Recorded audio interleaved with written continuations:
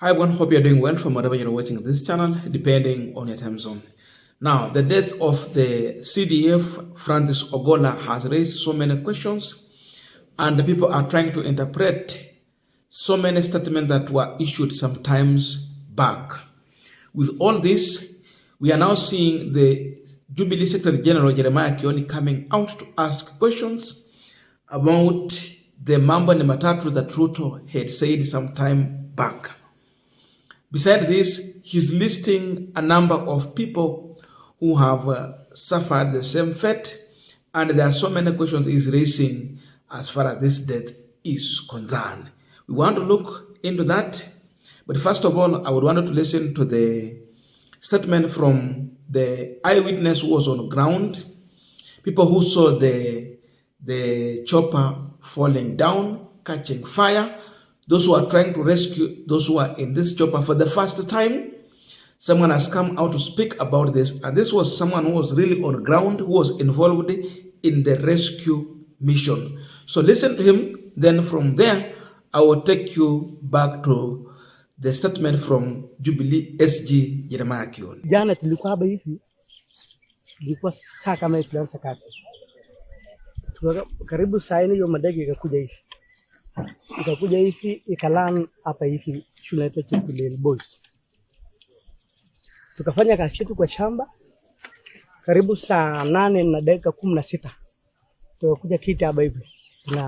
Ni lunch. Tunakula lunch. Wakati tunakula lunch, baada ya tutakula ndege ikakuja tu hivi. Tule tuliangalia ilikuwa propeller isunguki.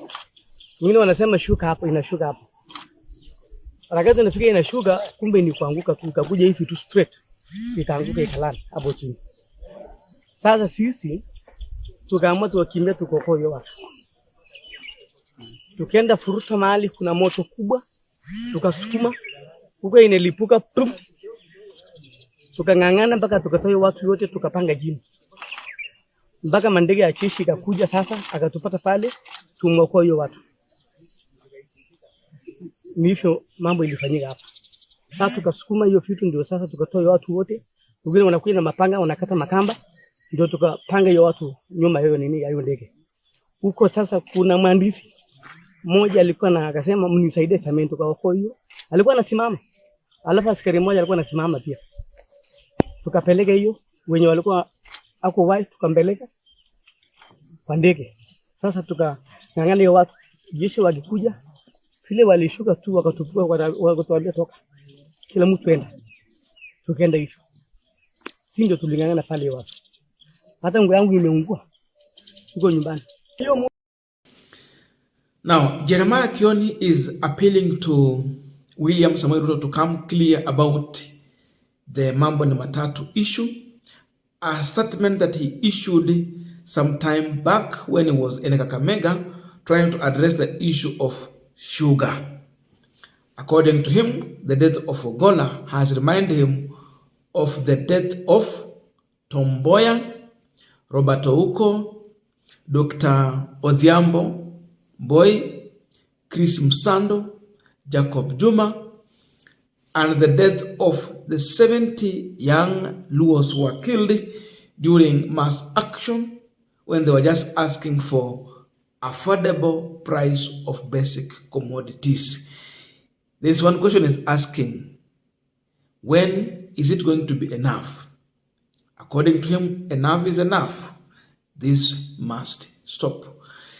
If you look on the number of people he was mentioning, you would point to a direction that a community has paid. It has paid the price, and it is enough. Listen to him shortly, then we will continue with this discussion. The very sad and tragic death of General Francis Omondi Ogola, a fine general who has served to secure us from external aggression as Kenyans for a period of over 42 years, reminds me of statements that have been issued in the recent past of Mambo ni Matatu, a very unfortunate statement. A statement that he tried to overthrow my win, and we still await an explanation as to what that meant. It reminds me of the death of Tom Mboya, of the death of Honorable Robert Ouko, the death of Othiambo Bai, Dr. Othiambo Bai, the death of Chris Musando, the death of Jacob Juma. It reminds me of the death of over 70 young Luo men who were killed last year during demonstrations for the sole reason that they said that their sufurias were empty. The cost of living is unbearable. It reminds me of the attempted killing of the former Prime Minister, Raila Amolo Odinga. And this brings us to a situation where we must ask ourselves some very difficult questions and a very difficult conversation that we must have as a country. This is a very high price for one tribe in Kenya, the Luo community, to pay. It's a time to say enough is enough. According to Jubilee SG Jeremiah Kioni, one community has paid high price. They even attempted murder on the Azimio leader Raila Odinga. For those who remember, the time when we had mass action, there was someone who was pointing at Raila Odinga with live bullet, ready to shoot at him. I don't know what would have happened in this country, because now this one will turn into something else. Beside this, the issue that Jeremiah Kioni is trying to link to this, a statement that Ruto issued some time back. He even later turned it into a joke that everywhere he walked to, he was talking about Mambo ni Matatu. It became a kind of a joke, but he mean what they say, that ufanye nini, uende jela, uhame Kenya, uende jela ama usafirishwe mbinguni. Three things. So to anyone who disappears in such kind of a way, katika hali ya kutatanisha. Sasa Jeremiah anauliza kwamba, je, did Ruto apply the Mambo ni Matatu in such scenario? Did his administration apply the Mambo ni Matatu? Na akatumia na tatu ya kusafirisha mtu mbinguni? Because when we talk about uhame Kenya, uende jela, ama usafirishwe mbinguni. The third one is the worst. Na unahama Kenya ukienda wapi? Na jela mbona uende? This is the statement that Jeremiah Kioni is addressing to. Alafu wanakuja hapa wanajifanya. Nimesema wafisadi wote, wakora wote, wezi wote wahame Kenya. Wahame ama wasihame? Na wasipohama tunawafunga jela.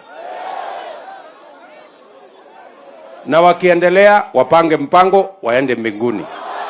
Iko shida ngine? Ama mnasemaje? Tunaelewana jameni? Sisi tunakubaliana? Mambo ya wafisadi na wakora Kenya ni ngapi? Wahame Kenya, waende jela, ama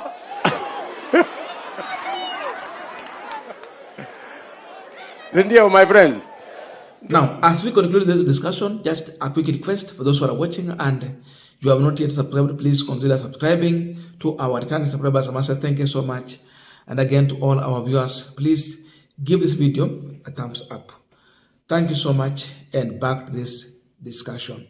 Now, the fact is going to remain that whether it is true the executive was involved in this situation or not, the speculation will be around some of the statement that Ruto used some time back, because now Ruto is the head of state And this is a lesson to him.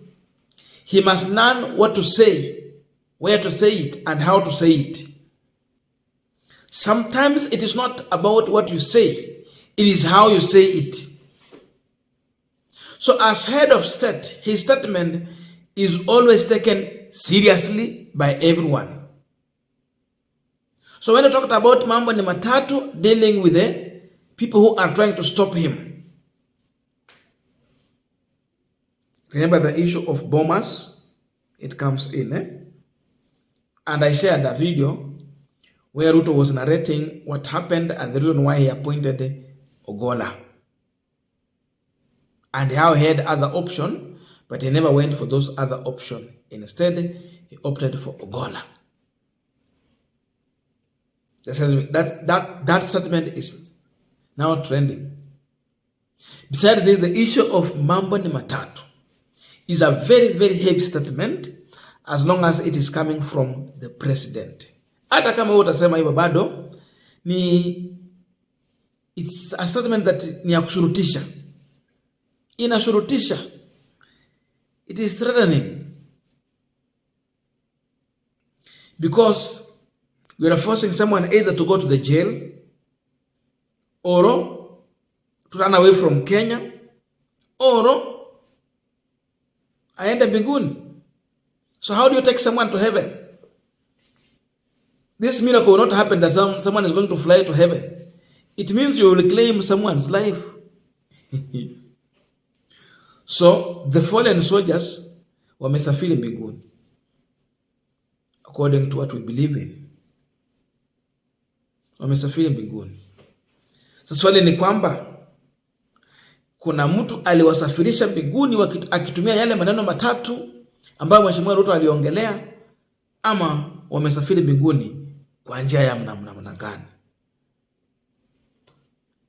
And Jeremiah Kioni was very categorical that a community has paid a very high price, and even went further to mention names. The days of people like, Tom Boya. These days of Ogola reminds him about people like Chris Msando. The general's death reminds him about the 70 Luo youth who died when police officers were getting to their house, removing them from house, beat them to death. You break their bones, you destroy them, you dismantle them, so that they can be disremembered completely. You pull someone from the house and you shoot live bullet, aiming to kill.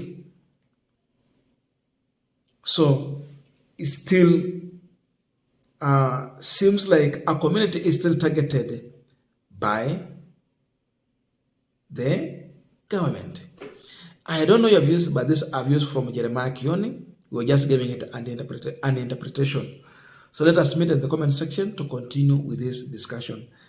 Thank you so much and see you in our next video.